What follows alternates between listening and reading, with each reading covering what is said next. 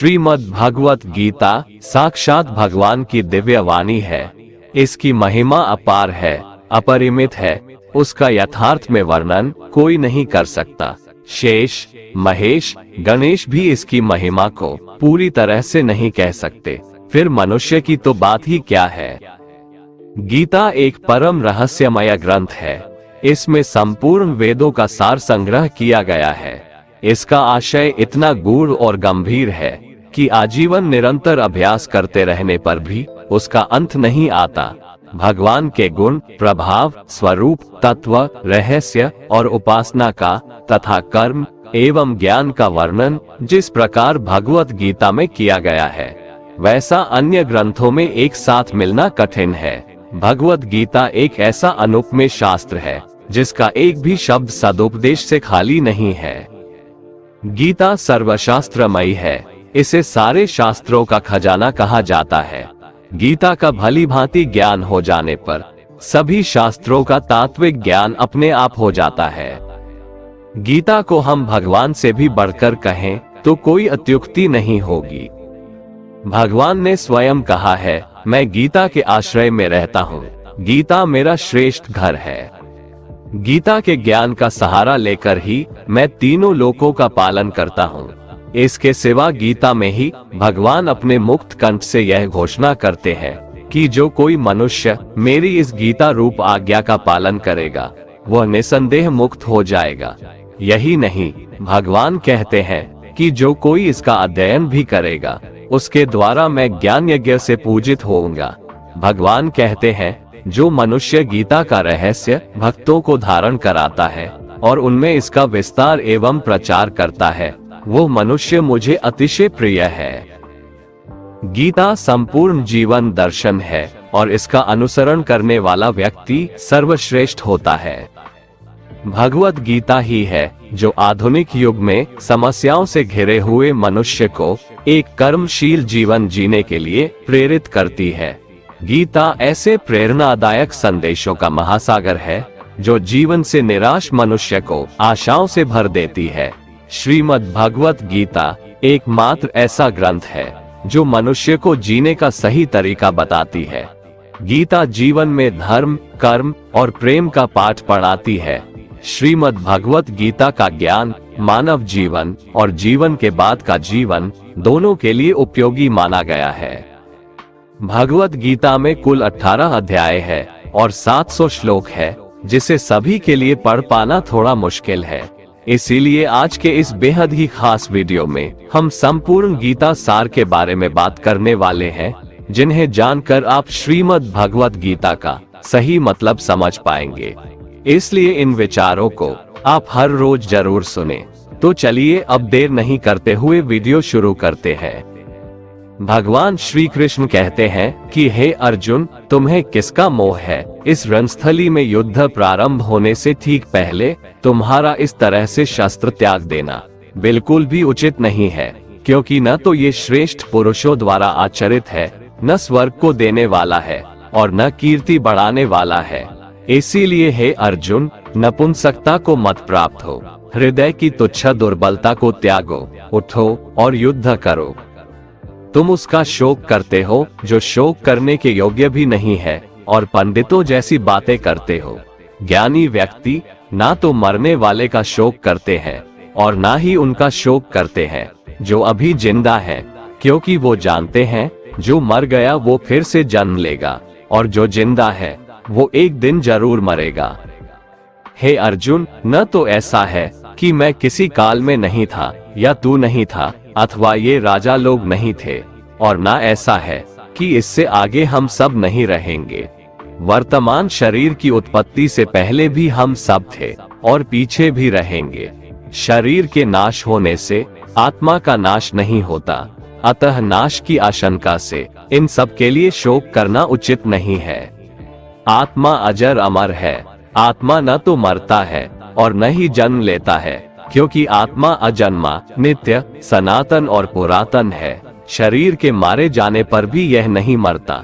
जैसे मनुष्य पुराने वस्त्रों को त्याग कर नए वस्त्र धारण करता है, ठीक उसी प्रकार जीवात्मा पुराने व्यर्थ शरीर को त्याग कर नए शरीर को धारण करती है। आत्मा को शस्त्र काट नहीं सकते और न अग्नि इसे जला सकती है, जल इसे गीला नहीं कर सकता और ना ही वायु इसे सुखा सकती है। परंतु फिर भी अगर तुम इस आत्मा को सदा जन्म लेने वाला और सदा मरने वाला समझता है, तो भी हे महाबाहो, तू इस प्रकार का शोक करने के योग्य नहीं है, क्योंकि इस मान्यता के अनुसार जन्मे हुए की मृत्यु निश्चित है और मरे हुए का जन्म लेना भी निश्चित है। हे अर्जुन, अपने धर्म से भागकर तुम भय मत कर, क्योंकि क्षत्रिय के लिए धर्मयुक्त युद्ध से बढ़कर दूसरा कोई कल्याणकारी कर्तव्य नहीं है। हे पार्थ, अपने आप प्राप्त हुए और खुले हुए स्वर्ग के द्वार रूपी इस प्रकार के युद्ध को भाग्यवान क्षत्रिय लोग ही पाते हैं। किंतु अगर तुम इस धर्मयुक्त युद्ध को नहीं करेगा, तो स्वधर्म और कीर्ति को खोकर पाप को प्राप्त होगा तथा युगों युगों तक तुम्हारे अपकीर्ति की चर्चा होगी। सम्मानित पुरुष के लिए अपकीर्ति मौत से भी बढ़कर है। या तो तुम युद्ध में मारा जाएगा और स्वर्ग को प्राप्त होगा, या तो संग्राम में जीतकर पृथ्वी का राज्य भोगेगा। इस कारण हे अर्जुन, उठ और युद्ध कर।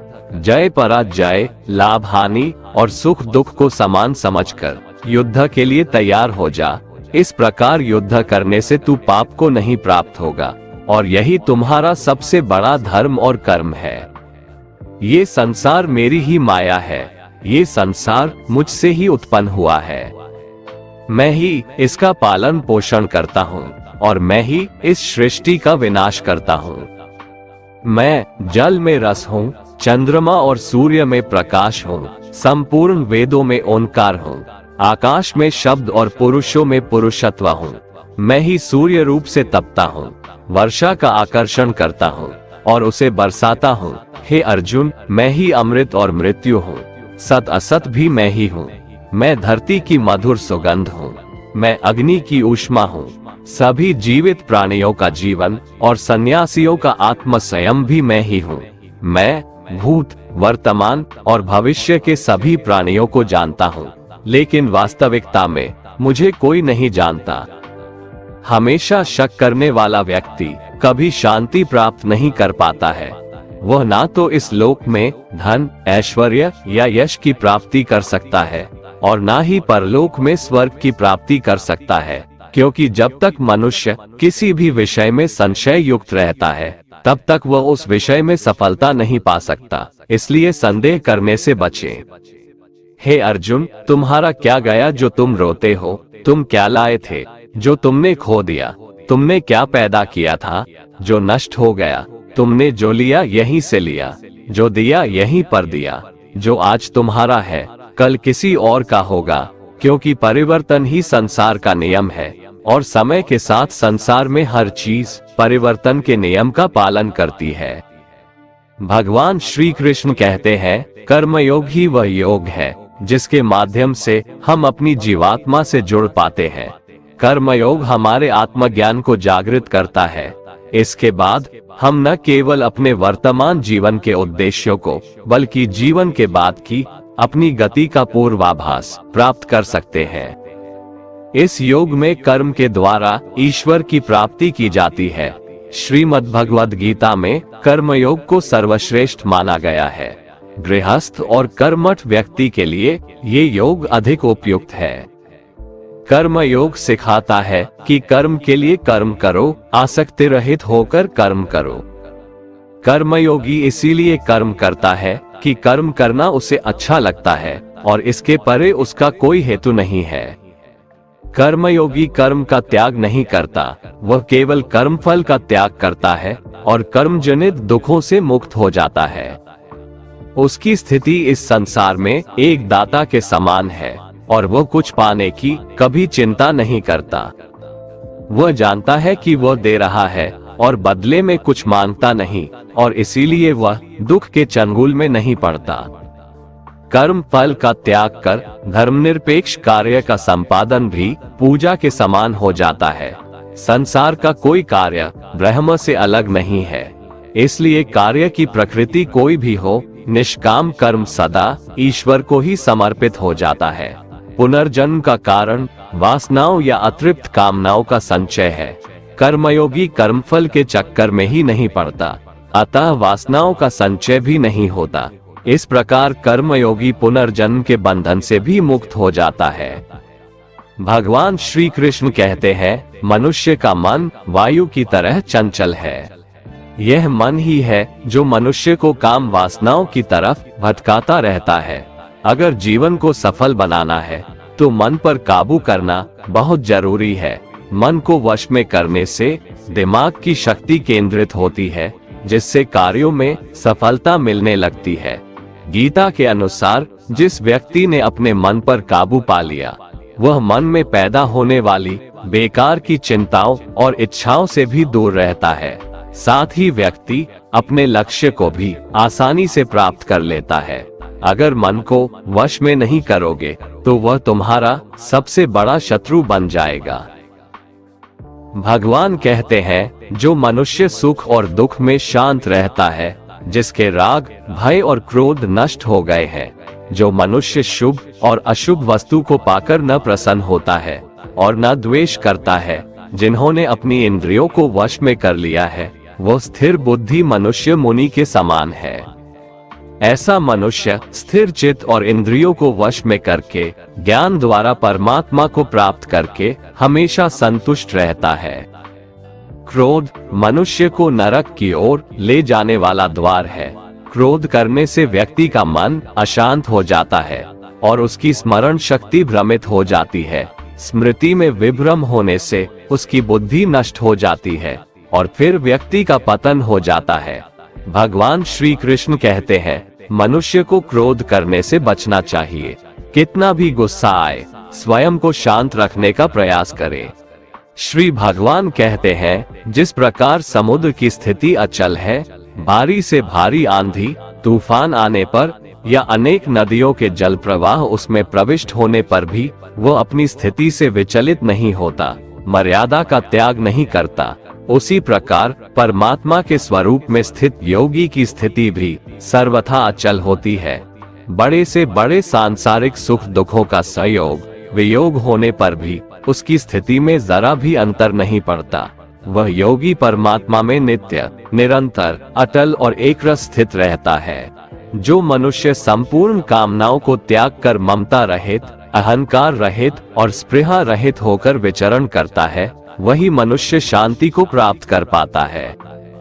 जिस प्रकार प्रकाश की ज्योति अंधेरे में चमकती है, ठीक उसी प्रकार सत्य भी चमकता है। इसलिए व्यक्ति को सदैव सत्य के मार्ग पर चलना चाहिए। सत्य कभी दावा नहीं करता है कि मैं सत्य हूँ, लेकिन झूठ हमेशा दावा करता है कि सिर्फ मैं ही सत्य हूँ। इस संपूर्ण संसार में कोई भी व्यक्ति महान नहीं जन्मा होता है, बल्कि उसके कर्म उसे महान बनाते हैं। सही कर्म वह नहीं है जिसके परिणाम हमेशा सही हो, अपितु सही कर्म वह है जिसका उद्देश्य कभी गलत ना हो। श्रेष्ठ पुरुष जैसा आचरण करता है, अन्य पुरुष भी वैसा ही आचरण करते हैं। वो जो कुछ प्रमाण देता है, समस्त मनुष्य समुदाय उसी के पद चिन्हों पर अपने रास्ते चुनता है। इसलिए सज्जन व्यक्तियों को सदैव अच्छा व्यवहार करना चाहिए। जो मनुष्य ईश्वर में श्रद्धा नहीं रखते, वो अज्ञानी मनुष्य जीवन में कभी भी सुख, शांति और सफलता को प्राप्त नहीं कर पाते। ऐसे मनुष्य की बुद्धि विपरीत हो जाती है। वे लौकिक और पारलौकिक सब प्रकार के सुख साधनों को विपरीत ही समझने लगते हैं। इसी कारण वे विपरीत आचरणों में प्रवृत्त हो जाते हैं। इसके फलस्वरूप उनका इस लोक में और परलोक में पतन हो जाता है। वे अपनी वर्तमान स्थिति से भी भ्रष्ट हो जाते हैं और मरने के बाद उनको अपने कर्मों का फल भोगने के लिए सूकर, कुकर आदि नीच योनियों में जन्म लेना पड़ता है या घोर नरक में पड़कर भयानक यातनाएं भोगनी पड़ती है। भगवान श्री कृष्ण कहते हैं, जो मनुष्य अपने कर्तव्यों का पालन करते हुए विपरीत परिस्थितियों में भी अपने धर्म के मार्ग पर अडिग रहता है और उसके कारण अगर उसकी मृत्यु भी हो जाती है, तो वह मृत्यु भी उसके लिए परम कल्याणकारक बन जाता है और उस मनुष्य को स्वर्ग की प्राप्ति होती है। हे अर्जुन, मेरे और तुम्हारे बहुत से जन्म हो चुके हैं। उन सबको तू नहीं जानता, किंतु मैं जानता हूँ। मैं अजन्मा और अविनाशी हूँ। मैं समस्त प्राणियों का ईश्वर होते हुए भी अपनी प्रकृति को अधीन करके अपनी योग माया से प्रकट होता रहता हूँ। जब जब इस धरती पर धर्म की हानि और अधर्म की वृद्धि होती है, तब तब अधर्म का विनाश और धर्म की पुनर्स्थापना हेतु मैं अपने एक नए रूप को रचता हूँ और लोगों के सम्मुख प्रकट होता रहता हूँ। मनुष्य मेरी जिस भी रूप की पूजा करते हैं, मैं भी उनको उनकी भावना के अनुसार उसी रूप में दर्शन देता हूँ। मनुष्य जिस जिस भाव से मेरी उपासना करते हैं, मैं उनके उस भाव का ही अनुसरण करता हूँ। जो मेरा चिंतन करता है, उसका मैं चिंतन करता हूँ। जो मेरे लिए व्याकुल होता है, उसके लिए मैं भी व्याकुल हो जाता हूँ। जो मुझे अपना सर्वस्व अर्पण कर देता है, मैं भी उसे अपना सर्वस्व अर्पण कर देता हूँ। इस मनुष्य लोक में सांसारिक भोग के लिए लोग इंद्र आदि देवताओं की उपासना करते हैं, क्योंकि देवताओं का पूजन करने वालों को उनके उपासना का फल तुरंत मिल जाता है। लेकिन मैं ऐसा नहीं करता हूँ। मेरे भक्त यदि सकाम भाव से भी मेरा भजन करते हैं, तो भी मैं उनकी उसी कामना को पूर्ण करता हूँ, जिसकी पूर्ति से उनका विषयों से वैराग्य होकर मुझ में प्रेम और विश्वास बढ़ता है। इसीलिए सांसारिक मनुष्यों को मेरी भक्ति का फल शीघ्र मिलता हुआ नहीं दिखता है, और इसलिए वे मंद बुद्धि मनुष्य कर्मों का फल शीघ्र प्राप्त करने की इच्छा से अन्य देवताओं का ही पूजन किया करते हैं। इंसान हमेशा अपने भाग्य को कोसता है, ये जानते हुए भी कि भाग्य से भी ऊंचा उसका कर्म है, जो उसके स्वयं के हाथों में है। जो हुआ वो अच्छा हुआ, जो हो रहा है वह भी अच्छा हो रहा है, जो होगा वह भी अच्छा ही होगा। जो बीत गया उसका तुम पछतावा ना करो और भविष्य की चिंता भी ना करो, अभी तो वर्तमान चल रहा है। जो पुरुष ना किसी से द्वेष करता है और ना किसी चीज की आकांक्षा करता है, वैसा कर्मयोगी पुरुष सन्यासी के समान है, और वह पुरुष सुखपूर्वक संसार बंधन से मुक्त हो जाता है।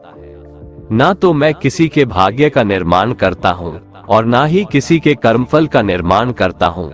मनुष्य अपने द्वारा किए कर्मों का ही फल भोगता है और उसी से उसके भाग्य का निर्माण होता है। मनुष्य स्वयं ही अपना मित्र है और स्वयं ही अपना सबसे बड़ा शत्रु भी है। ज्ञानी मनुष्य कर्मयोग या भक्ति योग से एक ही जन्म में इस समुद्र रूपी संसार से निकलकर परमात्मा को प्राप्त कर लेता है, और अज्ञानी मनुष्य काम, क्रोध, लोभ, मोह में फंसकर 84 लाख योनियों में भटकता रहता है। भगवान श्री कृष्ण कहते हैं, भगवत प्राप्ति के लिए कर्म करने वाला कोई भी मनुष्य दुर्गति को प्राप्त नहीं होता है। इस लोक में या परलोक में वह जहाँ भी रहता है, वो परमात्मा के मार्ग में आगे ही बढ़ता रहता है। हे अर्जुन, जिनकी बुद्धि माया ने हर ली है, जो जानबूझकर पाप कर्मों में ही लिप्त हैं, जो मुझे जानने की चेष्टा भी नहीं करते, ऐसे मनुष्य को जीवन में और जीवन के बाद के जीवन में भी कष्टों से मुक्ति नहीं मिल पाता है। जो मनुष्य अंत काल में भी मुझको स्मरण करता हुआ शरीर त्यागता है, वह मेरे परम धाम को प्राप्त होता है, इसमें कोई संशय नहीं है। देवताओं को पूजने वाले देवताओं को प्राप्त होते हैं, पितरों को पूजने वाले पितरों को प्राप्त होते हैं, भूतों को पूजने वाले भूतों को प्राप्त होते हैं, और मेरा पूजन करने वाले भक्त मुझको ही प्राप्त होते हैं। इसलिए मेरे भक्तों का पुनर्जन्म नहीं होता। जो कोई भक्त मेरे लिए प्रेम से पत्र, पुष्प, फल, जल आदि अर्पण करता है, उस शुद्ध बुद्धि निष्काम प्रेमी भक्त का प्रेम पूर्वक अर्पण किया हुआ वह पत्र, पुष्प मैं सद्गुण से प्रकट होकर प्रेम पूर्वक खाता हूँ। भगवान श्री कृष्ण कहते हैं, हे अर्जुन, तू जो कर्म करता है, जो खाता है, जो हवन करता है, जो दान देता है और जो तप करता है, वह सब मुझे अर्पण कर, मैं तुम्हें मुक्ति प्रदान करूंगा। मेरे लिए ना तो कोई प्रिय है और ना ही अप्रिय, परंतु जो भक्त मुझको प्रेम से भजते हैं, वो मुझ में है और मैं उनमें हूँ। यदि कोई दुराचारी भी अनन्य भाव से मेरा भक्त बनकर मुझको भजता है, तो वह पुरुष भी साधु के समान है, क्योंकि उसने भली भांति निश्चय कर लिया है कि परमेश्वर के भजन के समान अन्य कुछ भी नहीं है। स्त्री, वैश्य, शूद्र, भूत, पिशाच, चांडाल कोई भी हो, वो मेरी शरण में आकर परम गति को प्राप्त होते हैं।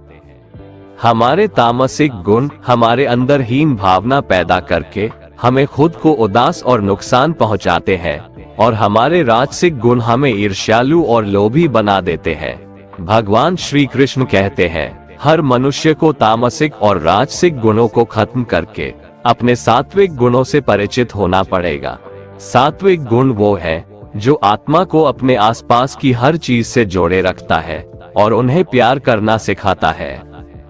किसी का अच्छा ना कर सको तो बुरा भी मत करना, क्योंकि दुनिया कमजोर है लेकिन दुनिया बनाने वाला नहीं। जिंदगी में हम कितने सही हैं और कितने गलत हैं, ये केवल दो लोग जानते हैं, एक परमात्मा और दूसरी हमारी अंतरात्मा। अपने आप को भगवान के प्रति समर्पित कर दो, यही सबसे बड़ा सहारा है। जो कोई भी इस सहारे को पहचान गया है वह डर, चिंता और दुखों से आजाद रहता है। मनुष्य को सबसे पहले खुद का आकलन करना चाहिए, अर्थात खुद के बारे में जान लेना चाहिए। खुद की काबिलियत और क्षमता को जानना ही मनुष्य को आत्मज्ञान की प्राप्ति करा सकता है। जब तक मनुष्य खुद के बारे में जान नहीं लेगा, तब तक उस मनुष्य का उद्धार नहीं हो सकता। श्रीमद् भगवद गीता में भगवान श्री कृष्ण कहते हैं कि हर एक मनुष्य को अपने आप पर पूरा भरोसा करना चाहिए, क्योंकि जो लोग खुद पर विश्वास करते हैं वह अवश्य ही सफलता प्राप्त करते हैं। ऐसा भी बताया जाता है कि जो व्यक्ति जैसा विश्वास करता है आखिरकार वैसा ही बन जाता है। सुख और दुख सर्दी और गर्मी के समान है। आज अगर दुख है तो कल सुख भी अवश्य होगा। इसलिए इन दोनों ही परिस्थितियों में मनुष्य को संयम से काम लेना चाहिए। जो मनुष्य अपने सभी काम में मन लगाकर अपना कार्य करते हैं और वो छोटे से छोटे कार्यों में भी खुशी ढूंढ ही लेते हैं, वो लोग निश्चित ही अंत में सफलता प्राप्त करते हैं। वहीं दूसरी तरफ ऐसे मनुष्य भी होते हैं जो अपने काम को बस एक बोझ समझकर बस पूरा कर देना चाहते हैं और अपने किसी भी काम को सही ढंग से नहीं करते हैं। तो ऐसे मनुष्य हमेशा ही अपने जीवन में पीछे रह जाते हैं। जो लोग स्वार्थी प्रवृत्ति के हैं, जो सिर्फ अपना मतलब साधने में लगे रहते हैं, जिन्हें दूसरों की भलाई से कोई मतलब नहीं है, ऐसे लोगों का कभी भला नहीं होता। श्री कृष्ण ने गीता सार में उन लोगों के लिए इस उपदेश के माध्यम से बहुत बड़ी सीख दी है। भगवान कहते हैं, स्वार्थ शीशे में फैली धूल की तरह है, जिसकी वजह से व्यक्ति अपना प्रतिबिंब ही नहीं देख पाता। इंसान का स्वार्थ उसे अन्य लोगों से दूर ले जाकर नकारात्मक हालातों की तरफ धकेलता है, जिसके चलते व्यक्ति अकेला रह जाता है। अगर आप चाहते हैं कि आप भी अपना जीवन खुशीपूर्वक व्यतीत करें, तो इसके लिए यह जरूरी है कि आप अपने स्वार्थ को कभी अपने पास नहीं आने दें, क्योंकि स्वार्थी मनुष्य दोस्ती भी सिर्फ अपना स्वार्थ निकालने के लिए करते हैं। ईश्वर हमेशा मनुष्यों का साथ देता है। जो व्यक्ति इस प्रभावशाली सत्य को मान लेता है तो उसका जीवन पूरी तरह बदल जाता है। सृष्टि निर्माता ईश्वर ही है जो संपूर्ण जगत को चला रहा है। वहीं इंसान तो बस ईश्वर की हाथ की एक कठपुतली है। इसलिए इंसान को कभी अपने भविष्य या फिर अतीत की चिंता नहीं करनी चाहिए, क्योंकि हर विकट परिस्थिति में ईश्वर इंसान का साथ देता है और उसे मुश्किल से बाहर निकालता है। इसलिए हम सभी को ईश्वर पर भरोसा रखना चाहिए। दोस्तों, अगर आपको हमारा ये वीडियो पसंद आया तो कमेंट में जय श्री राधे कृष्ण लिखें, और ऐसे ही प्रेरणादायक वीडियो देखने के लिए हमारे चैनल को सब्सक्राइब कर लें। जय श्री राधे कृष्ण।